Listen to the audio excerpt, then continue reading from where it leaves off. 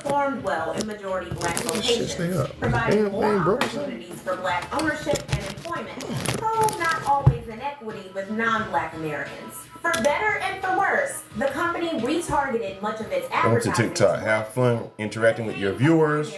In real time, creators must be 18 or older to go live. Viewers must be charged and send your gifts. Remember, which is discussed at length in Chatelain's book, Franchise, The Golden Arches in Black America.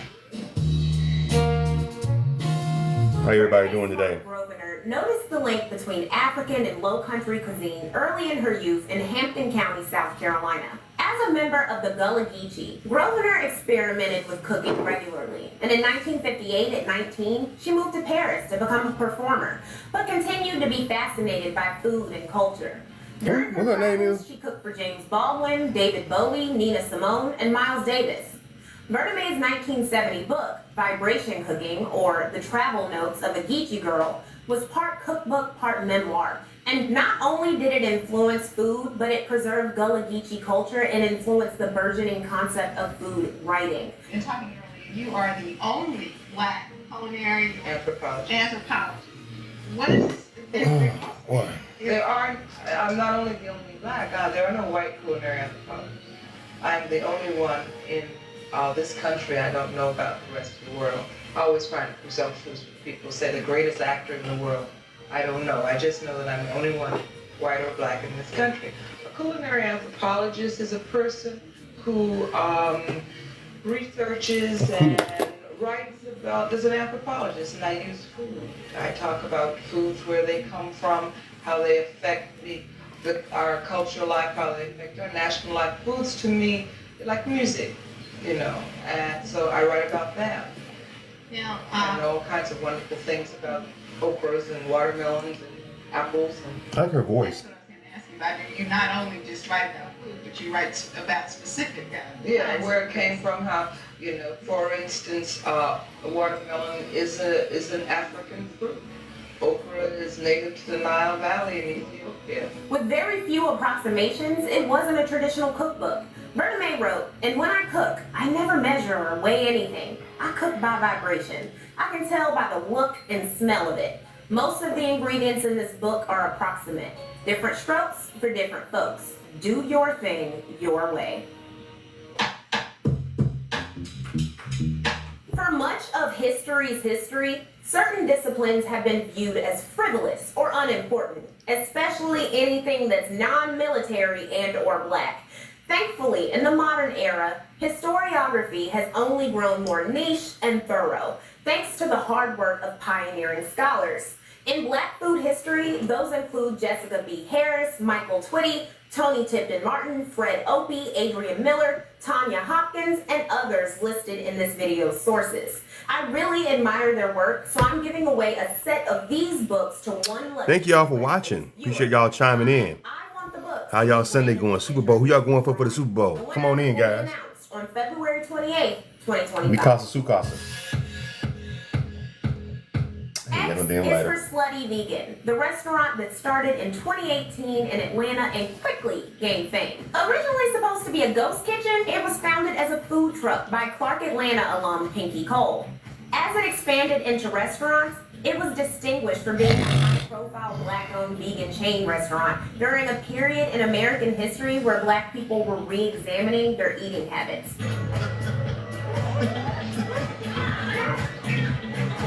Kevin Hart shit went out of business. This shit didn't last.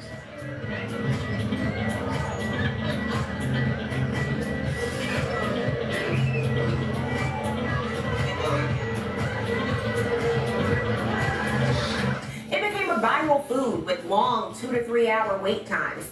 Fittingly, for the X-rated title, newbies to Slutty Vegan are called virgins and returning customers called sluts. Pinky Cole said, "I know that sex sells, so I thought, how I can positively manipulate this. We want you to have an orgasmic experience and the ultimate feeling of euphoria that comes after having a vegan burger." Relatedly, check out this video, A History of Food and Sex. In 1876, Alexander P. Ashburn secured a patent for a biscuit cutter to ensure the uniformity of biscuits and other pastries. He also Okay. for refining coconut oil in 1880. In Where the fuck is my lighter at? Anna Magrin patented the I had a pastry bunch of them. I don't have so none. chefs could mix things without their hands. In 1895, Joseph Lee, a formerly enslaved restaurateur and baker in Boston, patented a breadcrumbing Gotta get ready to go. to make use of stale bread, plus a bread making machine. Okay, encourage viewers to share your live. Hey y'all, check out my YouTube channel. Y'all get a With chance. her 1916 patent for Yeah, we Turner all find Food Press, time. serving as the basis for the modern Y'all check out my YouTube channel, industry. Charles Arnaz World.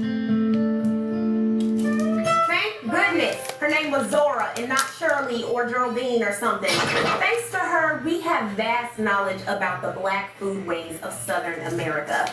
As documented by Fred Opie, the future anthropologist was What's her name? That's Zora Neale Hurston. She's from Florida. Women passed the crackling out to the work. So, yeah, if y'all have with swag- hands of fresh that's right, meat right, to and view cornbread, more comments. Roasted sweet potatoes and Oh, molasses. that's how you do Over it? and above being neighborly and giving aid, there's the food, the drinks, and the Oh, fun of encourage your getting viewers to together. share. Zora loved chicken and even desired to start a food business where she would Slightly sell left to chicken close. bouillon, chicken salad, chicken. Oh, you got a bunch of people watching me. What's going on, y'all? Appreciate y'all watching the channel. Bragging in a letter. Check out my YouTube channel whenever y'all get a chance.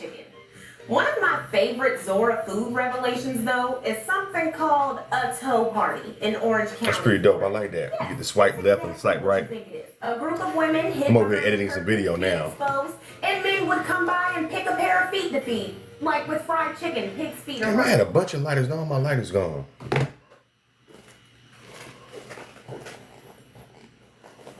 I found none of my lighters.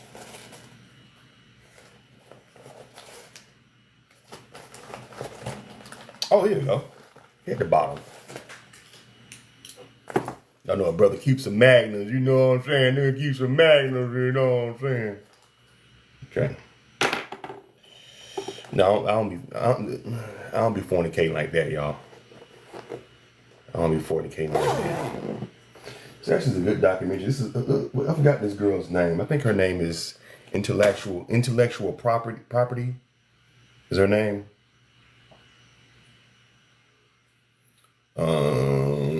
Shout out to Paula Jones, William Moschino, Devon Hollery,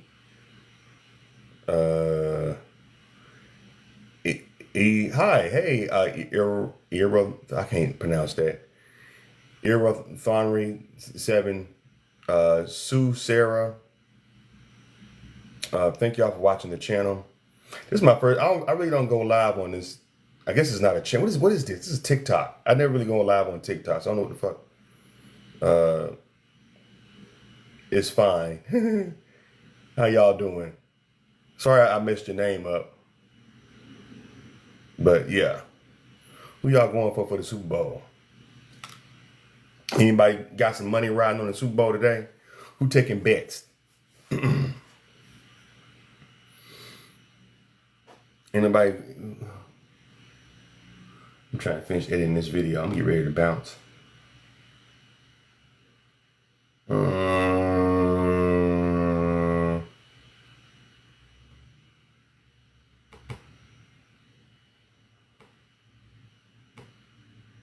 Okay. That's limited. Okay, we're going to send this to requests. I got to bounce. Let me go. All right, y'all. Yeah, it happens a lot. Yo, you say it happens a lot. Your name, yeah. I mean, I didn't mean to mess it up. Where you chiming in from? Are you from America? Gail Wood, because TikTok is everywhere, right? This is a. If y'all haven't done so, do me a favor and check out my YouTube channel, Charles Arnaz World. I'm gonna be doing this TikTok thing a lot more often, so y'all can chime in with me and subscribe if y'all get a chance. Like I said, I don't know how this shit works, but just gonna be me up here talking shit, swallowing spit, just shit that I think of. It ain't, you may not like it, what I say, but it's just my opinion.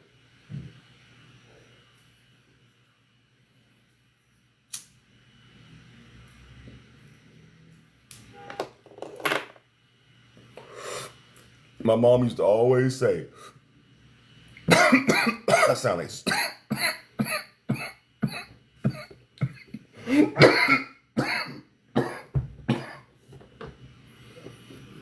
oh shit.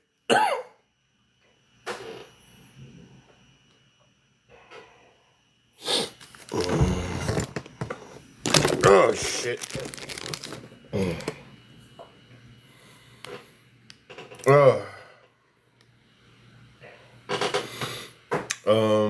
Am I still alive? It says something restricted. I guess I can't smoke online, huh? Is that prohibited by the TikTok people? TikTok police? Is that prohibited? Will the TikTok police pull me over for smoking weed on camera? You know, I think it. You know what? I think it will. I think that does restrict it because a lot of countries. I keep forgetting TikTok is all over the world. TikTok is not just in America where a lot of stuff is legal. So I'm thinking maybe I shouldn't smoke on camera because I don't want to get no restrictions. As soon as I fire up that blunt, that's when I got the restriction. So, I thank y'all for watching the channel, man. This thing, I don't know how to put this thing right. But if y'all haven't done so, check out my videos on my YouTube channel, Charles Arnaz World. Charles Arnaz, whenever y'all get a chance, check out some of my videos I got there and everything. Pretty cool stuff. I caught a lot of flack for that last video I did about about Amy Schumer. Listen, I wasn't clowning the girl. I just was mad. I'm just so tired of when they have these black movies. Well, not black movies. When they have these white movies and they stick a white guy with a black, with a white woman. It's usually a white woman that don't nobody really desire like that. They never really put like a brother with like a fine white girl. You know, that's all I was saying. Which is true. They really don't put stuff out there with brothers with fine looking white women. I'm just stating the obvious. You know what I'm saying? So I hope I didn't offend nobody, but it's the truth. Shit. But then when they have a white boy in the movie with a black girl or a woman, she be bad. She be fine as hell. You know?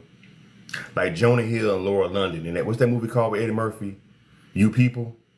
Come on, you know damn well in real life, Laura London would not be checking with no damn Jonah Hill. Shit, come on, but he with this fine ass sister, and he a frumpy, weird looking white boy. That's what I be hating. Even in the other movie they always stuck him with a fine chick.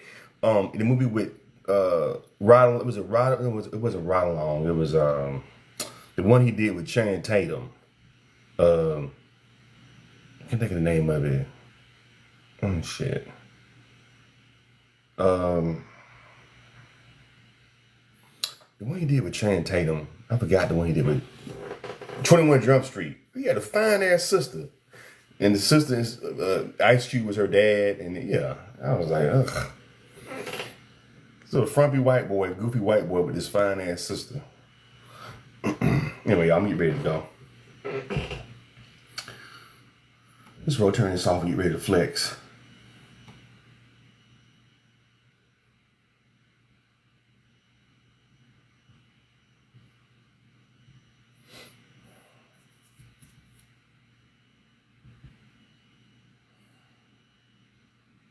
All right, let's roll. Put my shoes on. Get up out of here.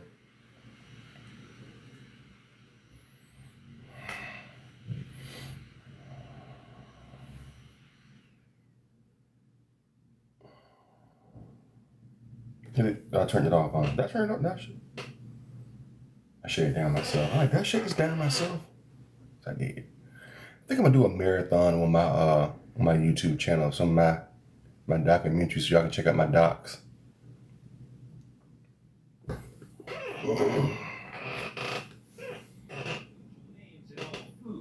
And now, for the first time, goes to someone whose primary medium is the humble Southern biscuit. And what Erica Council brings to cooking comes not from culinary school, but from her North Carolina family. One of her grandmothers cooked professionally, founding Mama Dip's Kitchen in Chapel Hill, while the other cooked communally, you might say, for just about everyone. And you go to the back door and knock on the door. She fix you a plate.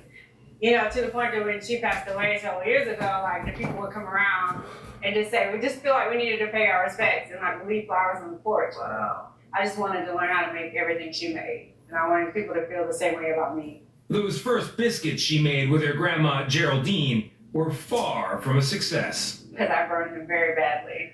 All of a sudden, you hear the smoke. It's like smoke. You don't hear it. You see it. You smell it. And my grandma, she comes running up there. Like they were all burnt on the bottom. And I just felt so bad. Like I was so upset. She took her hand out. And said, I don't want to take it and ate them all. But even with that kind of unconditional culinary love, Council didn't immediately go into professional cooking. You go to college, you go Yeah. to school not for cooking, No. not for being a chef. It was like finance, accounting. Yeah, well, I didn't want to be angry. Okay. Tired. That's what I Really correlated bounce. with a restaurant. I was like, I want to be glamorous. I want to go to business dinners. I want to be able to talk about things like IT, software, and accounting and finance. You know, I don't want anyone to call me and ask me about biscuits. She was always cooking, though, on the side for friends and family, and that passion grew and grew until a few years ago, she had a biscuit. She was always cooking, though, on the side for friends and family, and that passion grew and grew until a few years ago, she had a biscuit business plan and a name to go with it, thanks to an old coworker. I used to bring them food all the time. Like, he would be like, you got no bomb biscuits? Those are some bomb, seem like bomb ass biscuits. That's what it was called. My mom told me to take the curse word out. So it's just kind of right. I love that. She is one of the ultimate biscuit makers in this country. Food and Wine editor-in-chief Hunter Lewis says it's the biscuit's simplicity that makes them so spectacular. If you think about it, it's really only 5 ingredients. It's flour, it's salt, it's a leavener, it's a fat, and it's a liquid like buttermilk. And what's amazing about that is with those 5 ingredients, no one biscuit is the same. How you make a biscuit or how I make a biscuit, it's very individual. It's like a fingerprint. And Erica's biscuits are high art. They really are. She's got some sort of a like divine touch. And since I was wondering about that divine touch, well, So what's on the menu today? I quickly learned that a real bomb biscuit can't really be replicated. Just make sure it's all evenly distributed. Call it 1 part personal family history, Put your elbow in there. 2 hard-earned experience. So now you're gonna sprinkle chocolate chips. This is a Live Chips packet. Ahoy situation. Yes. And how it comes together from there is an art I can't easily explain. You're not supposed to Chocolate do chip that donuts and like shit. like I mean, 3 they make times. it biscuits. The edges, I ain't never had chocolate chip on my biscuits. because my grandma said. That's a Alright. different type of. But I am sure the result is too perfect to eat Pretty all crazy. by your lonesome. And there really is something about a biscuit like this that just brings people together. I know it's cliche and people say it all the time, but I do feel like food brings us together. You know, when we sit down and we're eating this food, we can share the belief that food is great, and we can come to some kind of common ground because I always found comfort in cooking for people or feeding people. Thank y'all for coming in. Erica Council, thank you to you. Thanks for the hospitality. Thanks for the unbelievable biscuits. And people can try them on their own too. She's got a cookbook here, Still We Rise. It's got a lot of her story, why she works with the history of the biscuit. It really puts black bakers at the center of the story where so many French bakers have been for so many That's awesome. years. It's a good Yeah. business. It's a good biscuit. I already ate mine. It's like, So good. yeah, it's fantastic. She is amazing. She truly is amazing. Charming. Yeah. $5. Make your way to Atlanta. You can get an egg and cheese on a biscuit. We are cracking open oysters. Now, it's a food, let's face it, many either love, hate, or are even afraid to try it. Now, one self-taught chef is working on changing that. Jasmine Orton says learning to love oysters is like a religion, and she's looking for converts at the Urban Oyster in Baltimore. Norton tells me it's the first oyster bar owned by a black woman in the entire country.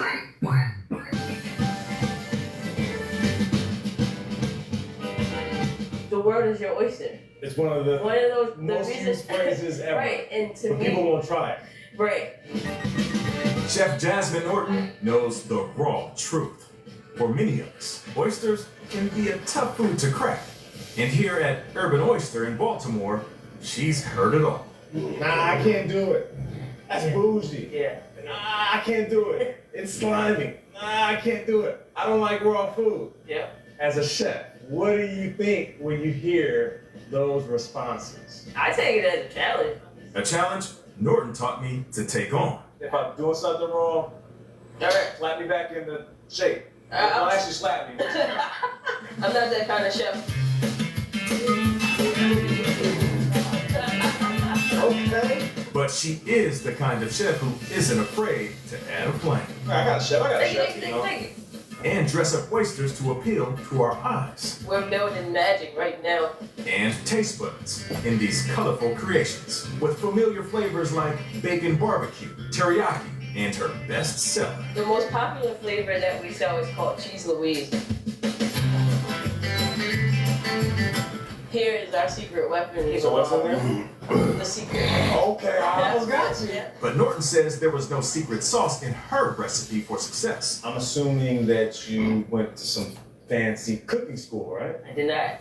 You did not. I did not. I had school loans up the wazoo. Yeah. So I would go on YouTube and kind of learn my knife skills from there, right?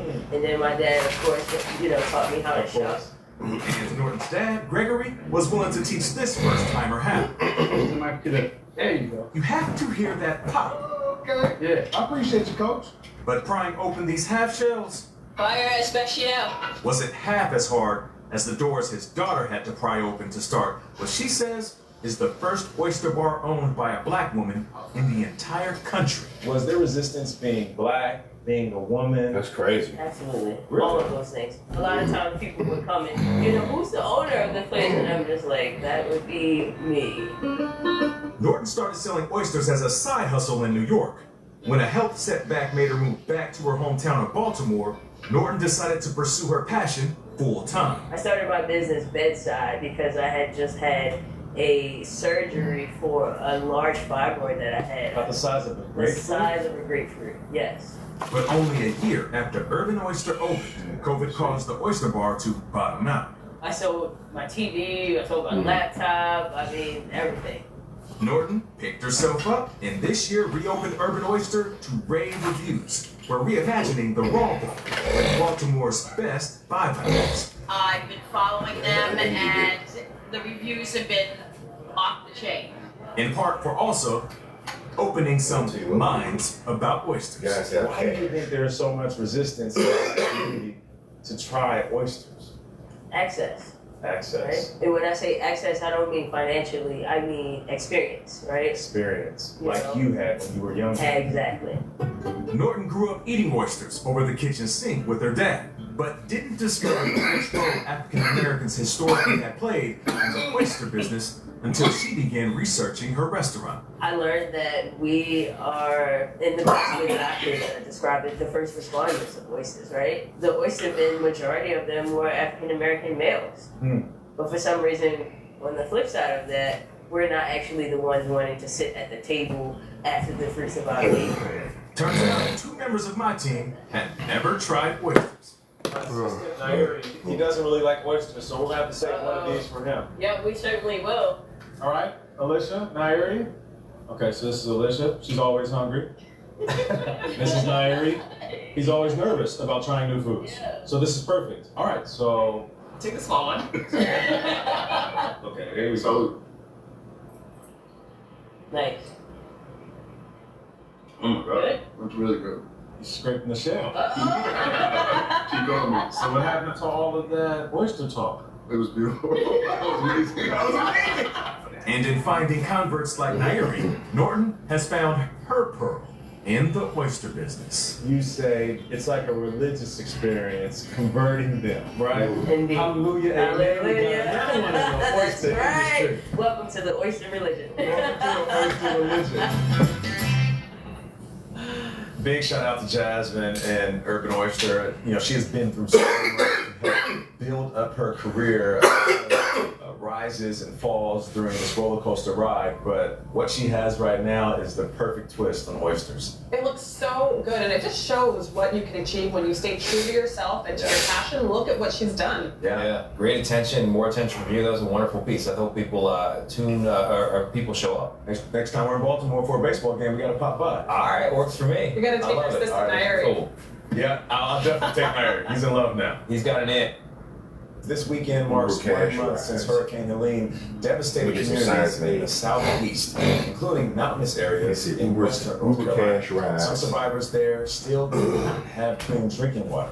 This morning, our series Uber The cash Dish rides takes are us to hard-hit Asheville, North Carolina. Skylar Henry met Chef Ashley Shanti there the day before Helene hit, forcing her Uber to cash find rides a are new way to half feed her community.